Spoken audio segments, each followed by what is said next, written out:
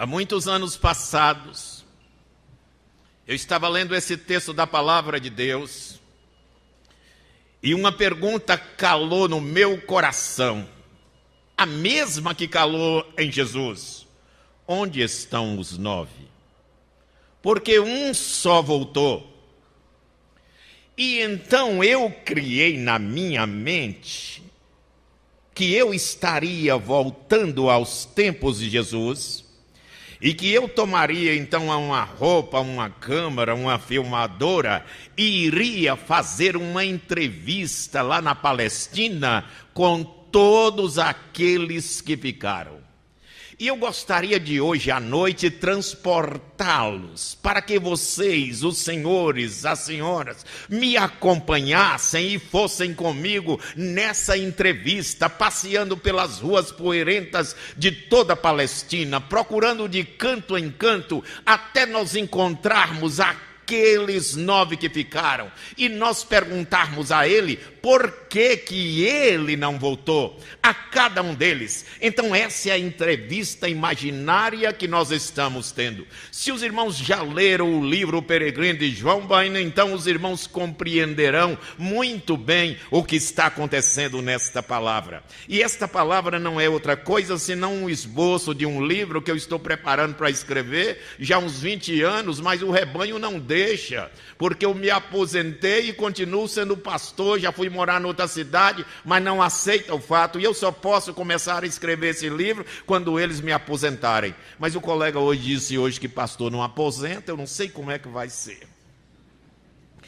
Meus amigos, atentem para isso. Eram 10 leprosos. A lepra era considerada a doença mais terrível do tempo de Jesus. A lepra era tão aterradora que a pessoa, o leproso, tinha que ficar insulado, banido, separado, em ostracismo, num gueto, longe da sua casa, longe da sua família, longe dos seus amigos, longe de todo mundo. Ele tinha que viver ali naquele buraco, um lugar distante da cidade. E outra coisa, quando aproximava alguém, a lei obrigava ele gritar, está em Levítico, 2 vezes, imundo, imundo. Ele tinha que gritar para que as pessoas não se aproximassem dele, porque essa doença era por demais contagiosa. Mas existe esta questão. É que a lepra mortificava e ia matando as células do organismo, tornando-o insensível. Eu fui um dia num leprosário, numa cidade da Paraíba chamada Bahia, e cheguei depois de uma noite de festa. E naquele salão, lá estava o zelador varrendo. E de vez em quando ele encontrava artelhos, dedo, orelha, pedaços da pessoa que enquanto brincava caía ali. Mas existe uma lepra moral que a Bíblia chama pecado. Ela vai mortificando e matando as células da nossa alma e do nosso espírito. E nós nos tornamos insensíveis à voz de Deus. A palavra de Deus é pregada, é anunciada, você é confrontado, mas o pecado que domina você de tal maneira, você não ouve, não escuta e não quer tomar entendimento desta palavra. Foi numa circunstância como esta que Jesus estava passando por Samaria.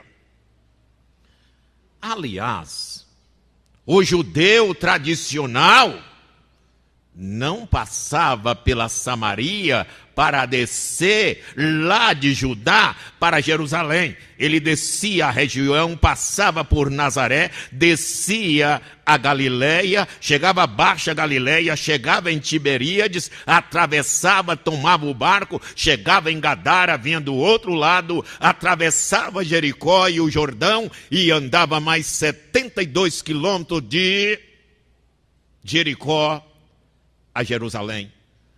Eu já fiz esse percurso.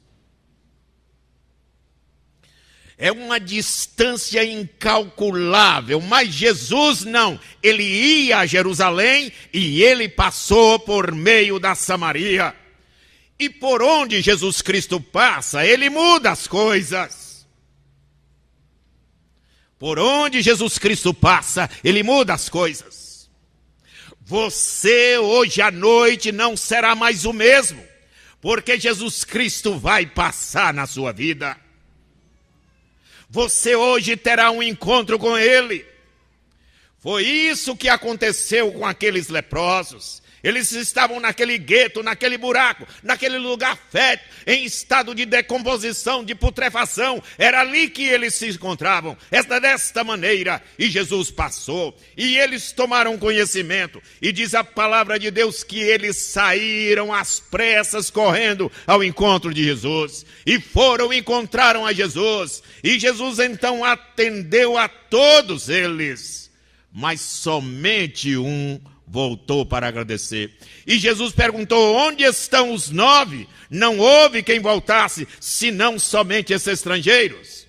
Venham comigo agora. Vamos voltar ao tempo de Jesus. Vamos perguntar a cada um por que ficou.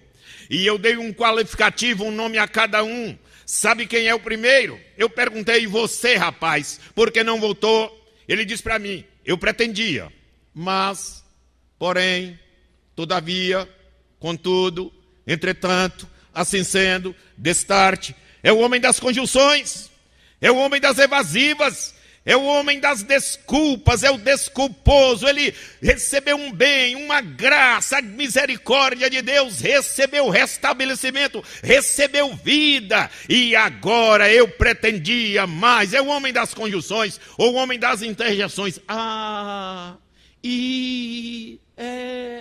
E ele não voltou para agradecer.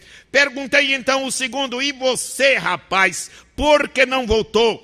Esse é o indiferente. Sabe o que ele diz para mim? Nem passou pela minha mente, nem me ocorreu a ideia que eu deveria voltar. Na linguagem de hoje, é o desligadão, alheio, apático, viva a vida da sua maneira, não tem propósito, não tem significado, não tem nada que signifique para ele uma vida no Senhor. Eu estava lavando o carro e o vizinho estava lavando o carro dele e ele botou o som alto. E a música que cantava, eu não sei de quem é não, mas meus irmãos, a música fala assim a vida toda: deixa a vida me levar, deixa a vida me levar, deixa a vida me levar, deixa a vida me levar, deixa a vida me levar. É esse aqui. Deixa a vida me levar. Indiferente, apático, alheio às coisas de Deus, às coisas espirituais, desligado, não dá a mínima, vive esta vida. Aliás, nós tomamos curso para tudo na vida. Vestibular para isso, para mais isso, para mais isso, para mais isso. Nós tomamos vestibular de tudo. E eu estava fazendo um sepultamento de uma pessoa ligada à igreja. Eu disse: agora nesta hora aqui, não existe uma escola para nós matricularmos, para nós tomarmos curso e ganhar PhD a respeito da outra vida. Aí é a hora do choro, é a hora do pranto, é a hora da incerteza. E este homem vivia assim, indiferente, por isso não voltou. Perguntei então o terceiro: e você, por que não voltou? Este é o secularizado. Ele disse: depois que ele me curou, eu estava naquele gueto, naquele buraco há muitos anos, e eu tive agora